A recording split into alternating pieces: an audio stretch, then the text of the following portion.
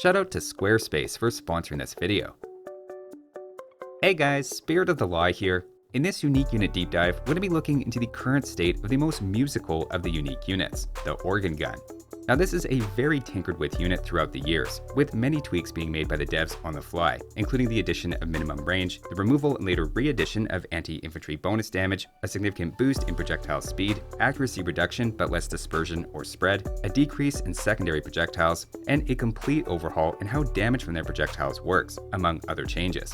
A lot of what has been said about this unit in the past may no longer be the case, so let's really look into where they stand today.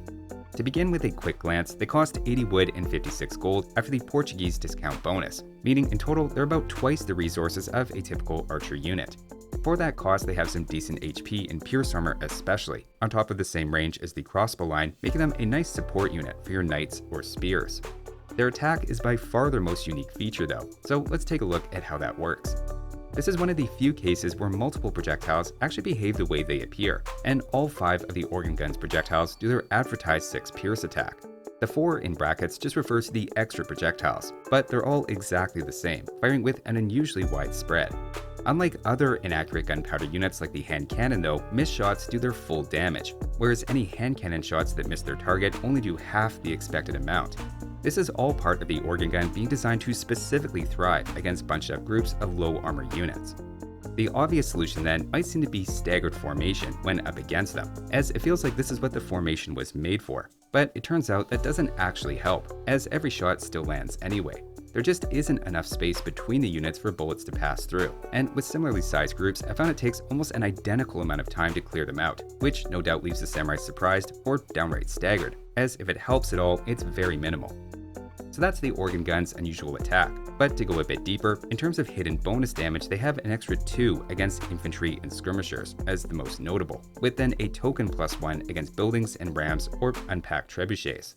In those cases, given their pierce attack is completely negated by armor, they actually just do the same 1 damage as if that bonus didn't exist at all. On the flip side, organ guns are classified as siege and gunpowder, as well as unique units. Only 2 units have a bonus against gunpowder, but there are a lot of anti-siege units, including ones you may not normally think of, like eagles and several types of siege themselves. The mangonel line and bombard cannons, for instance, are a little extra lethal. The fact that organ guns are siege and gunpowder then brings with it a lot of other quirks to keep in mind as well. Being gunpowder, they're trained faster with a Turk ally, for example, and as siege, your opponents need redemption to convert them, they're repaired by villagers at 3 HP per second instead of being healed by monks, and they can't be garrisoned in castles. Their upgrades are also siege related, gaining +1 range from siege engineers, and are unaffected by chemistry, ballistics, or blacksmith upgrades. In a way, that's actually a selling feature, as it means they're incredibly cheap and easy to tech into. Portuguese then also have a unique tech to track moving targets similar to ballistics, though their bullets have such a spread already that's usually not a top priority. Their last quirk to be aware of is they also have a minimum 1 tile range, meaning unless you have an overwhelming mass of them, it's helpful to keep a melee unit in front for protection. You can sort of work around this limitation by putting them on stand ground, where in theory they'll switch to a more distant target if one gets too close. I find that doesn't always happen though, and sometimes they just freeze without picking a different unit to fire at, but it doesn't hurt to try. So that's the organ gun at a glance, where between its various hidden bonuses and large number of relatively weak projectiles, a few situations they'll thrive may come to mind. And now let's get into those specific matchups, with a particular focus on how much firepower they give you relative to the obvious alternative you have in the crossbow during Castle Age. To start with a straightforward example like pikemen, if we balance things out to reflect organ guns cost about double that of a typical crossbow, with extremely bunched up units, the two actually end up with almost exactly the same firepower. Part of that is both have a hidden bonus going on here, but at least alerts us right away that the organ gun's damage against low armor infantry, in this case 2 pierce armor, is at least in line with your other ranged option. If we have the pikemen charge into these groups on stand ground, while the organ gun has nearly double the crossbow's HP individually, remember they cost twice as much as well, and either one is doing fine here, more than capable of backing up your knights, for instance. Against other infantry though, we start to see the organ gun's advantage grow. In this case, against longswords, they still have their +2 bonus, while the crossbows was constrained to pikemen. So without, or especially with gambesons, there's a pretty large advantage for organ guns, at least if the enemy has a decent number of units, either in line or staggered formation. In fact, organ guns are pretty universally anti-infantry, aside from against the condottiero, which negates their bonus. And while high pierce armor has a dampening effect on organ guns' effectiveness, the fact you have 2 guaranteed damage from all 5 projectiles every shot makes them universally as good or better as a support unit against infantry than archers. Their other specialty is against archers themselves. While they do cost, as I said, about twice as much per unit individually, their correspondingly greater HP and 4 pierce armor in Castle Age without any upgrades needed pretty effectively tears through archers. Bunched up, they're particularly effective, but even if the archers are more spread out, that still isn't a big problem, and your randomly dispersed projectiles are also a bit harder to micro against. A similar sort of cost efficiency argument works against cavalry archers as well, which they also outrange by 1. The big exception is Mangudai with their anti-siege bonus, and it always seems like Mongols have to be the exception. What's maybe then their greatest advantage over the Portuguese archer line is they don't take anti-archer bonus damage from skirmishers. Your 4 pierce armor means that Castle Age elite skirmishers only deal 1 damage per attack, while every single organ gun projectile is dealing 2 damage, or even 3 or 4 if the skirmishers are missing any armor upgrades. Though even here, with all armor upgrades and balanced resources, it's pretty much a blowout. Despite organ guns actually being hurt quite a bit by pierce armor, you wouldn't know that so far, as against high armor infantry and skirmishers, you have bonus damage covering that up. Everything is looking great so far, and you might be wondering what the catch is. The catch is knights. Knights' relatively high pierce armor in this case means that crossbows clean them up faster than a similar costing group of organ guns, but the story is actually much worse than this makes it appear. Crossbows can actually do quite well against knights with micro, as you're easily able to focus down individual knights and keep moving across the map. This sort of micro is much harder with organ guns, as not only are they slower than crossbows, but their damage is dispersed over more units, they reload slowly, and have minimum range, all of which works against them when knights are up close. This matchup in particular is one where your own melee unit in front goes a long way, especially since, remember, organ guns can't garrison in castles. The other major thing to watch out for is enemy siege. The basic siege units all take just 1 damage per bullet, while the Mangonel line in particular is very effective against organ guns, and even scorpions aren't that bad. Sometimes overlooked is the battering ram also has a lot of bonus damage against siege, which lets them pretty easily take down organ guns if micro to do so. This all paints the picture of a fairly specialized unit.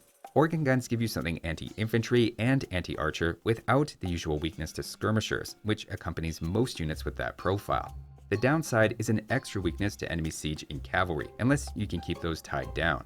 The classic use of Castle Age organ guns is then on Arena, where the lack of required upgrades, innate resistance to conversion from opponents needing redemption, and their decent damage against buildings make them a strong all-in unit.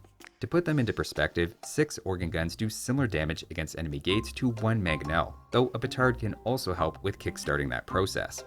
Against a weak cavalry civ with a melee unit in front, they can actually be a very nice Castle Age unique unit. Though now let's take a look at the Imperial Age and how they hold up in the late game. To start with their elite upgrade, for an actually fairly cheap 1200 food and 500 gold, they gain 10 HP, drop their training time from 25 to 21 seconds, and most importantly, go from 5 projectiles dealing 6 pierce attack to 6 projectiles dealing 8. The fact they don't benefit from chemistry or bracer means that last +2 attack is very important to offset enemies getting the last armor upgrade. Though keep in mind, other upgrades like Paladin or unique techs can also increase pierce armor and HP significantly, making the organ gun lag behind in those cases. You also have the unique tech Arquebus, letting your organ guns and other gunpowder units better track moving targets. It doesn't hurt to grab, but given how inaccurate the unit is already, and that you want to be firing into large groups, it's much less important than Siege Engineers for that tech's +1 range in my opinion. Once fully upgraded though, to start with their strengths, if we take groups of Portuguese organ guns, arbalesters, and hand cannons all in the same ballpark of total resources spent against identical groups of halberdiers, maybe surprisingly the hand cannons are the slowest to handle them. Remember, arbalesters have a bonus here with each shot, and the elite organ gun has functionally +12 bonus damage, 2 for each projectile, with often the least overkill among these 3, making their damage a bit more efficiently delivered. Similarly, against champions with gambesons, where the arbalester loses its bonus, the elite organ gun handles them comparably well to hand cannons for the price.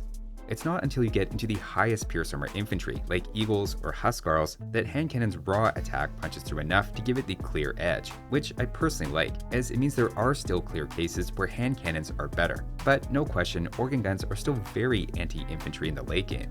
Again, an incredible advantage they have over the other two here as well is being able to deal with elite skirmishers effectively. A lot of this feels the same as Castle Age, but there's one notable twist in Imperial, which is that the Arbalester starts to become an actual threat, flipping the mid-game dynamic. In this case, balancing resources, Arbalesters win that exchange pretty easily at long range, and even if I have them closer and bunched up, it's still a slightly favorable trade. Remember, the Arbalester's attack has increased by 3 over the crossbow, whereas the Organ Gun's Pierce Armor is unchanged and has just 10 more hit points. So ironically, the Organ Gun's selling feature in Castle Age of having relatively few techs actually holds it back against range units which benefit from a large number of upgrades. That said, it still has decent damage against anything with low Pierce Armor, with this graph for example showing the damage per minute per resource spent of the Portuguese Organ Gun, Arbalester, and Hand Cannoneer as enemy Pierce Armor increases. You can see Organ Guns start out doing a lot of damage for their cost, maybe a little inflated because this assumes 3/4 of your bullets land, but are then disproportionately affected by increasing Pierce Armor, with the Arbalester overtaking them by the time you're up against 6 enemy Pierce Armor, then becoming even worse against the 7 Pierce Armor of a Paladin and beyond. That extreme sensitivity to enemy Pierce Armor is actually quite unusual for a gunpowder unit, as they're typically a pretty high attack bunch, making them usually less sensitive to armor if anything. This used to be true for Organ Guns as well, but after their redesign a year ago, the gains they made against low armor targets have come with issues against Cavaliers or Paladins in particular. Of course, their arguably even greater nemesis is the Onager, especially with Siege Engineers, and it's pretty easy to become a prolific organ donor when playing as Portuguese if you charge those head on. Of course, you always have to frame unique units within the tech tree they're meant to be complementing.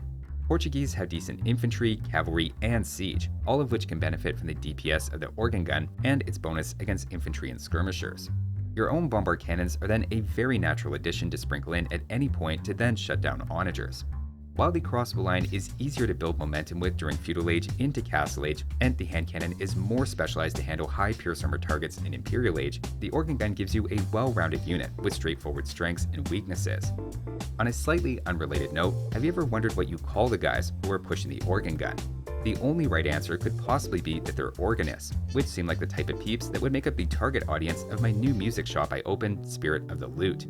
My new business already has a great website thanks to this video's sponsor, Squarespace. Squarespace is an all-in-one website platform for entrepreneurs to stand out and succeed online. Whether you're just starting or managing a growing brand, Squarespace makes it easy to create a great-looking website, engage with your audience, and then sell anything from products to content to time all in one place. Using their built-in templates, you can easily customize a website to your preferred aesthetic and what you're looking to do with it. That could include selling physical goods or digital content, including access to your own video library, with Squarespace handling the payment side of things so you can focus on the bigger picture. The search engine optimization tools then help your website show up in searches more often, so you can continue to grow and scale your business more effectively.